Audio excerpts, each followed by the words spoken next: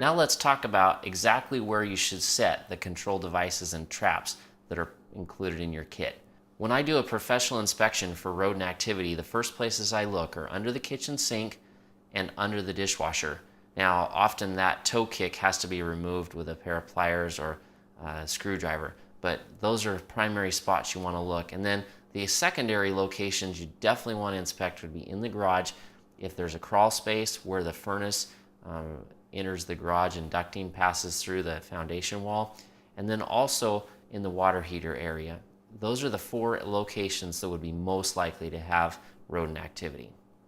So the key to trapping rodents quickly is intercepting the travel patterns, and those areas are identified through a careful inspection. By carefully inspecting every area of your home, you'll figure out where the rodents are traveling, and then it's just a matter of placing traps that intersect those locations. Rodents travel along surfaces that provide protection and coverage. So the first places you'll want to look in a home are areas that have walls and areas that have shadows.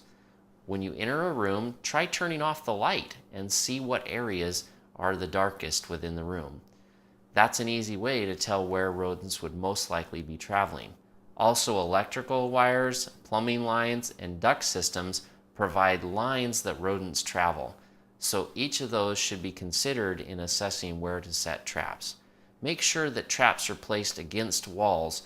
Rodents don't travel out in the middle of rooms. They almost always stay against the wall. So make sure you set the traps against the wall.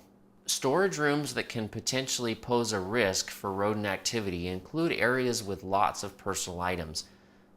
Mice and rats love to hide inside boxes and prefer undisturbed locations, so that high box up on a top shelf that never gets opened might just be the source of your rodent concerns.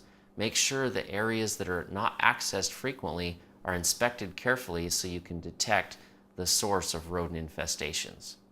If you live in a manufactured home, one of the areas that can often be a concern and have a high rodent infestation level is the area that's accessed from the exterior of the home that is a water heater storage compartment.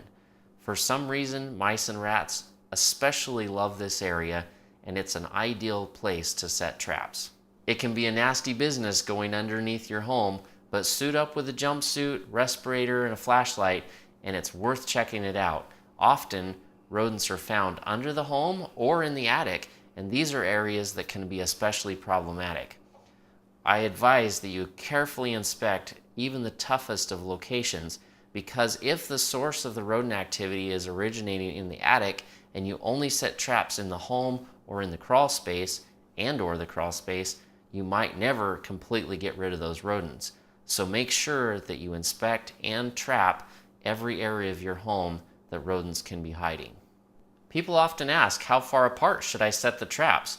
Well, the first step is figuring out where the rodents are traveling and concentrated. Those are areas that traps should be consolidated and multiple traps placed in the same in close proximity. For example, under your kitchen sink, you'd probably want to set multiple traps if you find that that's an area with a current infestation. Areas of the home that don't show current activity should also have traps placed. For mouse infestations, you're going to want to put a trap approximately every 10 feet along every wall of the home, with more traps concentrated in areas with current infestation levels. When trapping rats, concentrate the traps in the areas with the most activity. You'll definitely want to set multiple traps anywhere that you find droppings or show signs of rat infestation. When selecting locations to set traps, make sure you avoid anywhere that children and pets might get their feet or hands inside the trap. And then lastly, avoid setting traps outdoors where birds and other wildlife might be exposed to the trap. They love the bait too.